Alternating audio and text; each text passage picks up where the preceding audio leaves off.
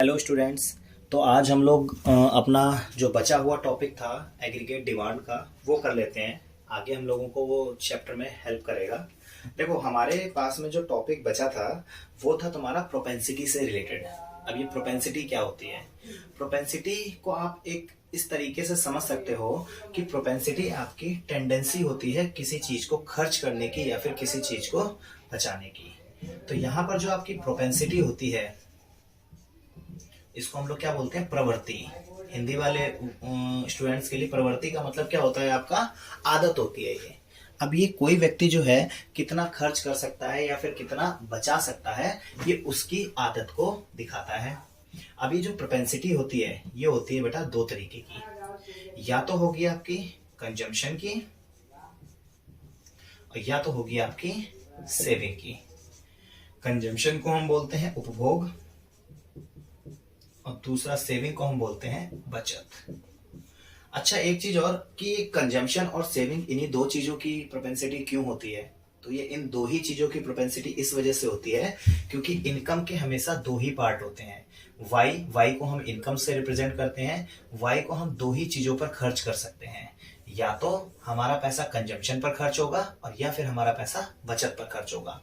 मान लो 10 रुपए की मेरे पास में इनकम थी, 10 रुपए में से 8 रुपए मैंने खर्च कर दिए तो मेरे पास कितने बचे? 2। तो इन दोनों की वैल्यू हमेशा इनकम के बराबर होती है। मैंने सारे के सारे रुपए बचा लिए, 10 रुपए बचा लिए तो सेविंग कंजम्पशन पर 0।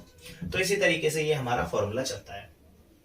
अब प्रोपेंसिटी जो होती है वो हमारी दो तरीके की होती है जिसमें सबसे पहली हमारी आ जाती है कंजम्पशन, जिसको हम लोग क्या बोलते हैं? उपभोग प्रवृत्ति।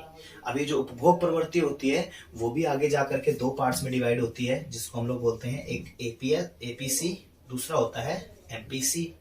ऐसे ही सेविंग भी आगे जाकर के दो प्रोपेंसिटीज में डिस्ट्रीब्यूट होती है जिसको हम बोलते हैं एपीएस और दूसरा होता है तुम्हारा एमपीएस। अब हम लोग क्या करते हैं, एक बार कंजम्पशन की जो प्रोपेंसिटी होती है उसको एक्सप्लेन कर लेते हैं, उसके बाद हम लोग सेविंग की प्रोपेंसिटी को एक्सप्लेन करेंगे।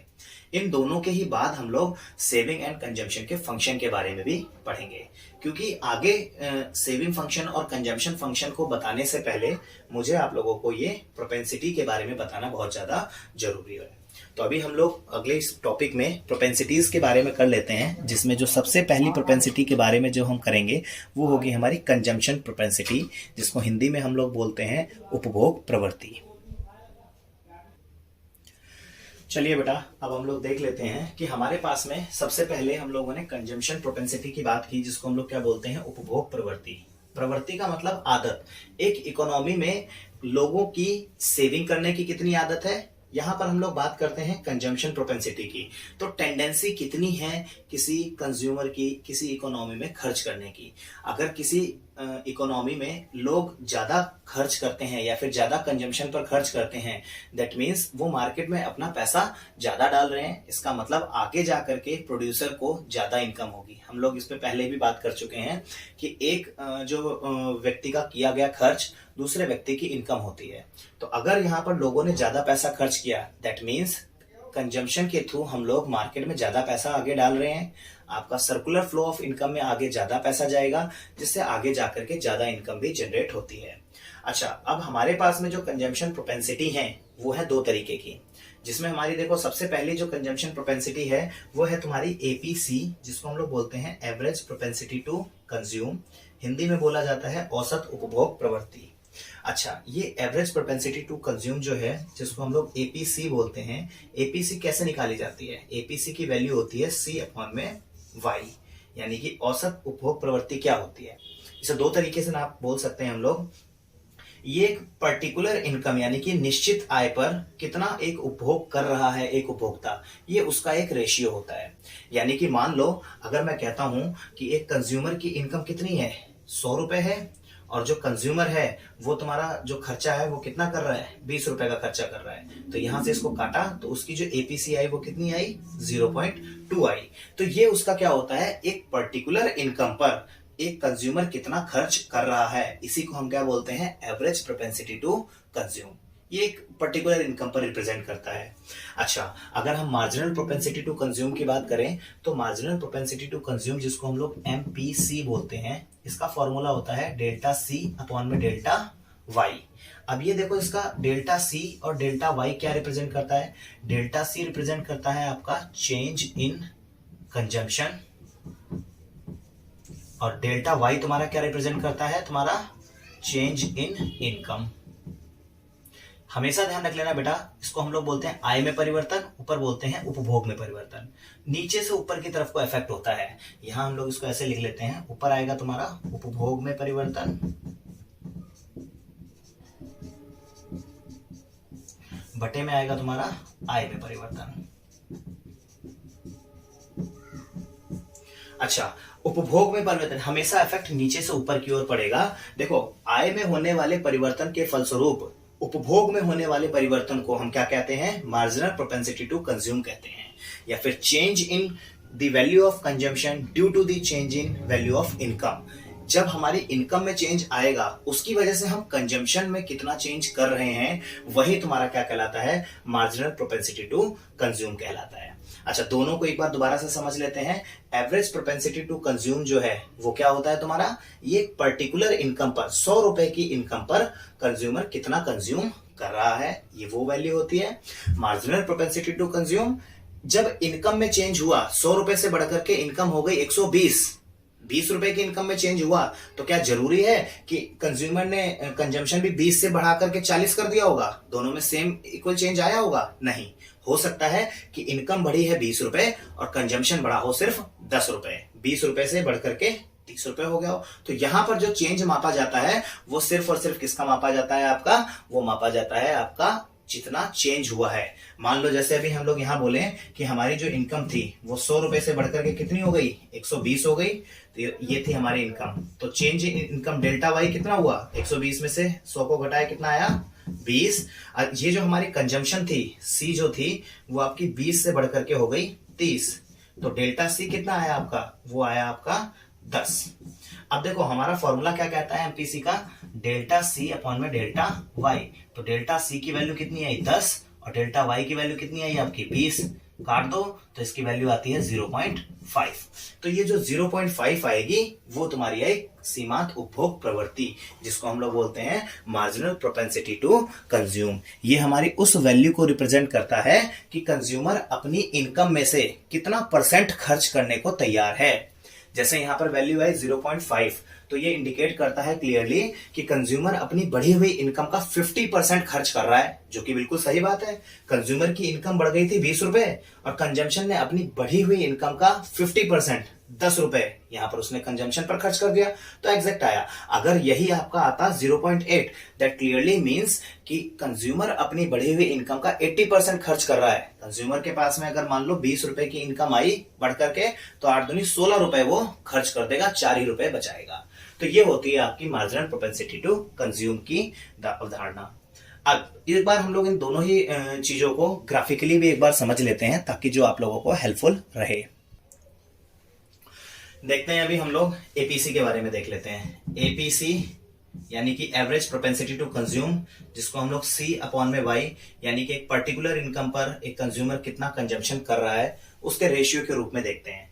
अच्छा, एपीसी को नापने के लिए हम लोग देखते हैं, ये देखो किस तरीके से इसकी वैल्यू काउंटिंग होगी। ये देखो, ये है तुम्हारा सी का ग्राफ। सी का ग्राफ कभी भी तुम्हारा 0 से स्टार्ट नहीं होता, क्योंकि every economy has a certain autonomous consumption value, जो कि कुछ ना कुछ इनकम से ऊपर होती है। इनकम जब 0 होगी तब भी एक कंज्यूमर को कंजम्पशन करना ही पड़ेगा, चाहे इनकम 0 हो, कंज्यूमर खाना तो कुछ ना कुछ खाएगा। इस वजह से ये ग्राफ कभी भी 0 से स्टार्ट नहीं होता। तो ये जो कंजम्पशन है, ये कंजम्पशन ऊपर से स्टार्ट होता है। अब हम लोग देख लेते हैं, यहां पर तो हमारा क्या होता है, कंजम्पशन, यानी कि यहां पर होता है हमारा उपभोग, और यहां पर हमारी क्या होती है, आय। अब अगर मान लो मैं बात करूं इस आय के इस इनकम पर, ओ वाई इनकम पर बात करूं, तो देखो ओ वाई पर एक कंज्यूमर कितना कंज्यूम कर रहा है, एक ओ वाई लेवल पर कंज्यूमर कंज्यूम कर रहा है ओ सी के बराबर। यही लेवल होता है। अगर मुझे मान लो इस पॉइंट पर निकालना है, ई पॉइंट पर अगर मान लो मुझे निकालना है एपीसी, ई पॉइंट पर एपीसी अगर मेरे को निकालना है, तो सी की वैल्यू कितनी है बेटा, ओ सी के बराबर है। एपीसी की वैल्यू है ओ सी, बटे में इनकम कितनी है हमारी, ओ वाई। लो जी, ये इसकी वैल्यू हो गई। ये तो हम लोगों ने अलजेब्रिक फॉर्म में किया, हो सकता है यहाँ पर इसकी कुछ ना कुछ वैल्यू हो सकता है ओ वाई, यहाँ पर इनकम कितनी थी आपकी 20 रुपए रही हो इनकम यहाँ पर, और हो सकता है सॉरी यहाँ पर इनकम कितनी थी आपकी पहले वाले एग्जांपल में 100 रुपए थी आपकी इनकम, और कंजम्पशन कितना था यहाँ पर 20, तो ओसी की वैल्यू कितनी हुई आपकी 20 बटे में 100, काट देंगे इसको तो हमारा आंसर कितना आएगा 0.2। इसका मतलब कंज्यूमर जो है वो अपनी इनकम का बहुत ही कम भाग खर्च कर रहा है, जो करंट इनकम है उसका केवल 20% ही वो क्या कर रहा है खर्च कर रहा है, तो जो कि काफी लेसर है। इसका मतलब कंज्यूमर में टेंडेंसी बचाने की है, वो ज्यादा बचा रहा है। तो ये होता है बेटा आपका एपीसी। अभी अगर मान लो मैं कहता हूं कि कंज्यूमर की इस लेवल पर कितनी इनकम होगी, ये देखो मैं कहता हूं अगर एफ लेवल पर कंज्यूमर की एपीसी क्या होगी, एफ लेवल पर अगर एपीसी निकालनी है तो देखो इस ओ वाई वन इनकम कितनी हो गई ओ वाई वन, और कंजम्पशन कितना कर रहा है वो, ये देखो इतना कर रहा है वो ओ सी वन के बराबर, तो ओ सी वन अपॉन में तुम्हारा ओ वाई वन, ये हो जाता है। एक पर्टिकुलर इनकम पर एक कंज्यूमर कितना खर्च कर रहा है या फिर कितना हमारा खर्च करता है, वही तुम्हारा क्या कहलाता है एपीसी कहलाता है। अब हम लोग बात कर लेते हैं एमपीसी के बारे में। MPC stands for marginal propensity to consume, इसकी वैल्यू डेल्टा सी अपॉन में डेल्टा वाई।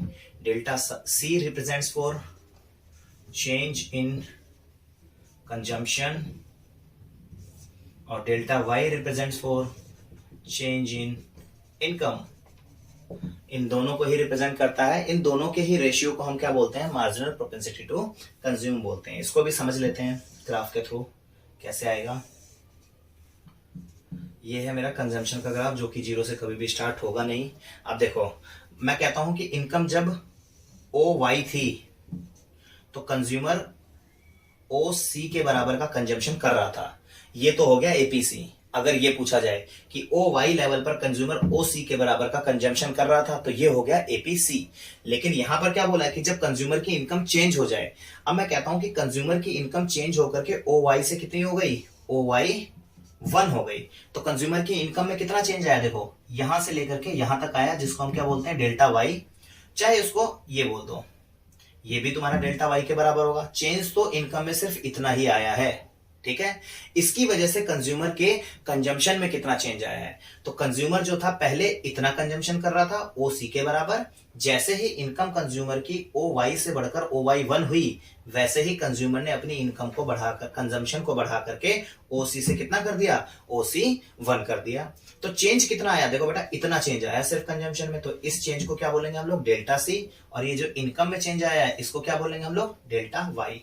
क्लियरली देख रहे होगे बेटा आप लोग कि इनकम में जो है तुम्हारा वो ज्यादा चेंज आया है और तुम्हारे कंजम्पशन में कम चेंज आया है। सी सी वन की जो वैल्यू है, सी सी वन की जो वैल्यू है वो आपकी डेल्टा सी के बराबर है, या फिर ये वाली जो वैल्यू है ये भी तुम्हारी क्या है डेल्टा सी के बराबर है। तो आप लोगों को अगर क्लियरली पूछा जाए कि एमपीसी की वैल्यू यहां पर कितनी होगी, तो एमपीसी की वैल्यू यहां पर कितनी होगी, डेल्टा सी कितना है आपका सी सी वन के बराबर है, और डेल्टा वाई कितना है तुम्हारा वाई वाई वन के बराबर है। ये है तुम्हारा एमपीसी। ये सिर्फ और सिर्फ आपका क्या रिप्रेजेंट कर रहा है, ये चेंज रिप्रेजेंट कर रहा है कि इनकम देखो इतनी चेंज हुई और इसकी वजह से कंजम्पशन कितना चेंज हुआ जी, इतना चेंज हुआ। ये कम वैल्यू चेंज होती है कंजम्पशन की हमेशा इनकम के रेशियो में। ये आगे डिस्कस करेंगे कि क्यों कम चेंज होती है, आगे देखेंगे हम लोग इसके बारे में। तो फिलहाल एमपीसी और एपीसी वाला जो कॉन्सेप्ट था वो आई थिंक क्लियर हो गया होगा आप लोगों को। आगे हम लोग बढ़ते हैं अब सेविंग वाली टेंडेंसी या फिर सेविंग वाली प्रोपेंसिटी के ऊपर। देखो बेटा अभी प्रोपेंसिटी टू सेव की अगर हम लोग बात करें तो हमारे पास में दो तरीके की प्रोपेंसिटीज होती हैं। सबसे पहली होती है आपकी एपीएस, जिसको हम लोग क्या बोलते हैं एवरेज प्रोपेंसिटी टू सेव। दूसरा होता है marginal propensity to save. Average propensity to जो सेव होता है इसको सेम उसी जैसे हमारा एपीसी था, तो एपीसी हमारा क्या था सी अपॉन में वाई था, ऐसे ही तुम्हारा जो एपीएस होगा वो क्या होगा एस अपॉन में वाई होगा। एस का मतलब क्या होता है सेविंग और वाई का मतलब क्या होता है आपका इनकम। एक पर्टिकुलर इनकम पर एक कंज्यूमर कितना बचा रहा है यही तुम्हारा क्या कहलाता है एपीएस कहलाता है। एक पर्टिकुलर इनकम के पॉइंट पर मान लो मैं कहता हूं कि कंज्यूमर की इनकम तुम्हारी कितनी है 100 है और कंज्यूमर उसमें 20 रुपए बचा रहा है, दैट मीन्स कंज्यूमर की जो सेविंग टेंडेंसी है वो कितनी हो गई 20% और 80% वो क्या कर रहा है खर्च कर रहा है। तो यही हो जाता है तुम्हारा एपीएस। जैसे सेविंग मान लो उसने 20 रुपए करे और कंज्यूमर की इनकम थी 100, काट दो इसको तो आंसर आएगा 0.2, ये हो जाएगा तुम्हारा एपीएस। अच्छा, हम बात करते हैं मार्जिनल प्रोपेंसिटी टू सेव की। तो मार्जिनल प्रोपेंसिटी टू जो सेव होता है उसको हम लोग क्या बोलते हैं, एमपीएस। और इसका फॉर्मूला होता है, जैसे हम लोग पहले कर रहे थे एमपीसी, तो उसका फॉर्मूला था डेल्टा सी अपॉन में डेल्टा वाई। यहां हम लोग क्या कर रहे हैं, एमपीएस, तो इसका फॉर्मूला होगा डेल्टा एस अपॉन में डेल्टा वाई। सेम वैसा ही रहेगा आपका, बस वहां पर सी की जगह यहाँ पर क्या आ जाएगा, डेल्टा एस आ जाएगा। अब वही वाली बात है कि अगर कंज्यूमर की इनकम 20 रुपए बढ़ती है तो क्या कंज्यूमर अपनी सेविंग में भी 20 रुपए बढ़ाता है? नहीं, कंज्यूमर की इनकम में चेंज आया 20 रुपए का और कंज्यूमर ने अपनी सेविंग में भी चेंज किया कितने का, 10 का, तो आंसर आता है 0.5। 50% उसकी सेविंग की टेंडेंसी है। 20 रुपए इनकम बढ़ी तो 10 रुपए उसने खर्च कर दिए और 10 रुपए उसने बचा करके रख लिए। यही होता है तुम्हारा प्रोपेंसिटी टू सेव। बात अच्छी तरीके से समझ में आ रही होगी अगर मार्जिनल प्रोपेंसिटी टू कंज्यूम वाले टॉपिक को आपने अच्छे से किया होगा तो। अभी हम लोग आगे देख लेते हैं कि एवरेज प्रोपेंसिटी टू सेव और एमपीएस जो है हमारा, एपीएस और एमपीएस जो है, इनके ग्राफ के थ्रू हम लोग एक बार इसको समझ लेते हैं अच्छे तरीके से। देखो बेटा, अब हमारे पास में आ जाता है एपीएस का। एपीएस को हम लोग समझ लेते हैं ग्राफ के थ्रू। एपीएस होता है तुम्हारा एस अपॉन में वाई, पर्टिकुलर इनकम पर कितनी सेविंग की जा रही है। अब देखो इसको ग्राफ के थ्रू एक बार हम लोग समझ लेते हैं। वाई ओ 0 बोलते हैं इसको, एक्स, ये वाई नेगेटिव में। बेटा सेविंग का जो कर्व होता है वो हमेशा माइनस वाले पार्ट से स्टार्ट होता है। स्टार्टिंग में तुम्हारी जो सेविंग थी वो हमेशा क्या रहती है, माइनस में रहती है। और वो सेविंग माइनस में क्यों रहती है, क्योंकि जीरो लेवल ऑफ इनकम पर आपने कुछ ना कुछ कंजम्पशन तो किया ही था। जब आपकी इनकम 0 थी तब आपने इतना तो खाना खाया ही था, जितना आपने खाना खाया था उतने ही खाने की जो वैल्यू थी वो आपकी माइनस में चली जाएगी। मान लो आपने 30 रुपए का कंजम्पशन किया था जीरो लेवल ऑफ इनकम पर, तो सेविंग भी उतनी ही आपकी -30 हो जाएगी, क्योंकि ये तो जीरो लेवल ऑफ इनकम पर है। कल को जब आपके पास में पैसे आएंगे तो आपको सबसे पहले ये उधारी चुकानी पड़ेगी। इस वजह से सेविंग जो होती है, जितना कंजम्पशन आपका ऑटोनोमस कंजम्पशन की जो वैल्यू होगी वही वैल्यू सेविंग की आपकी माइनस में हो जाएगी। तो यहां पर हम लोग अभी फिलहाल कौन सा देख रहे हैं, सिर्फ और सिर्फ कंजम्पशन सेविंग के बारे में हम लोग डिस्कस कर रहे हैं। तो सेविंग के बारे में डिस्कस करेंगे और देखेंगे कि एपीएस की वैल्यू जो है वो क्या रहेगी। अब मान लो मैं आपकी बात करूं, स्टार्टिंग में तुम्हारी जो एपीएस की वैल्यू है, स्टार्टिंग में सेविंग तुम्हारी नेगेटिव होती है क्योंकि तुम ज्यादा खर्च करते हो। स्टार्टिंग में इनकम कम होती है और कंजम्पशन ज्यादा होते हैं, तो सेविंग आपकी माइनस में हो जाती है। आगे डिस्कस करेंगे इसके बारे में, फिलहाल इसको अच्छे तरीके से समझ लेते हैं। मान लो इस वाली वैल्यू की हम बात करें, ओ वाई इनकम की, तो ओ वाई इनकम पर तुम्हारी जो सेविंग है वो कितनी है, ओ माइनस एस के बराबर है। इसको ई पॉइंट दे देते हैं। ई पॉइंट पर अगर हम एपीएस की बात करें तो ई पॉइंट पर हमारा एपीएस की वैल्यू क्या है, एस अपॉन में वाई, और एस कितनी है तुम्हारी, -OS के बराबर है, और इनकम कितनी है तुम्हारी, OY के बराबर है। ये होता है।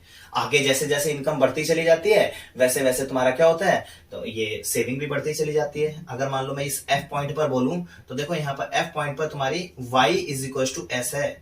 जितनी तुम्हारी इनकम है उतनी तुम्हारी सेविंग भी आ जाती है। ठीक है, यहाँ पर तुम्हारे ये सेविंग तुम्हारी यहाँ पर 0 हो जाती है। यहाँ पर जितनी तुम्हारी सेविंग आएगी वो 0 हो जाती है। इस लेवल के बाद जो तुम्हारी सेविंग है वो बढ़ना स्टार्ट होती है। सेविंग यहाँ ये अगर एक्स एक्सिस को टच कर रहा है, दैट क्लियरली मींस कि सेविंग की वैल्यू क्या है, आपकी 0 है।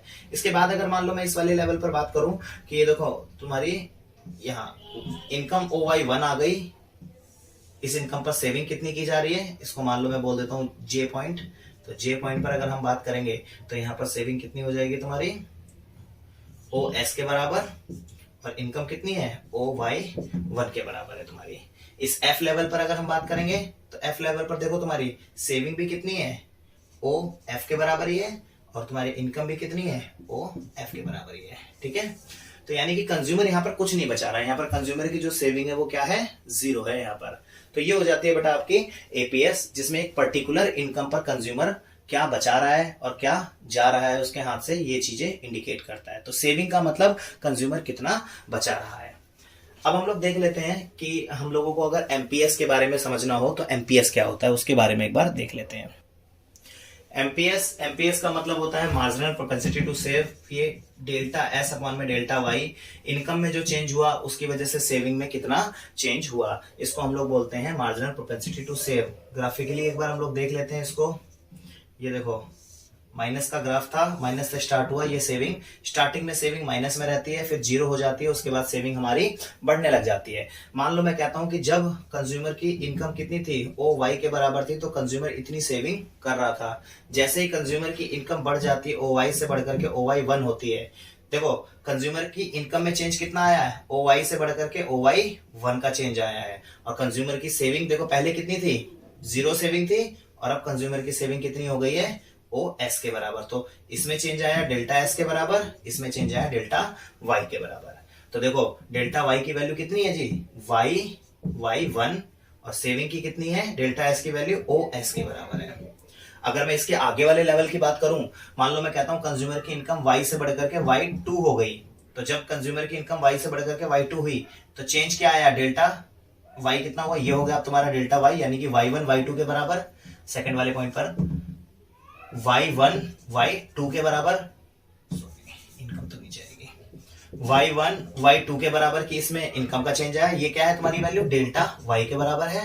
और डेल्टा s कितना है, देखो ये रहा, पहले यहां पर ओ एस के बराबर की सेविंग की जा रही थी, अब कितनी की जा रही है, S1 के बराबर, यानी कि ये है तुम्हारा डेल्टा s। तो S1 के बराबर यहां पर चेंज आया, S1, ये किसकी वैल्यू है तुम्हारी, डेल्टा s की वैल्यू है। तो यही होता है, हर बार जब क्या होता है, कंज्यूमर की इनकम चेंज होती है, तो हर बार कंज्यूमर क्या करता है, अपनी सेविंग को बढ़ाता चला जाता है। कंज्यूमर के इनकम के हिसाब से उसकी जो सेविंग का रेशियो है वो हर बार बढ़ता ही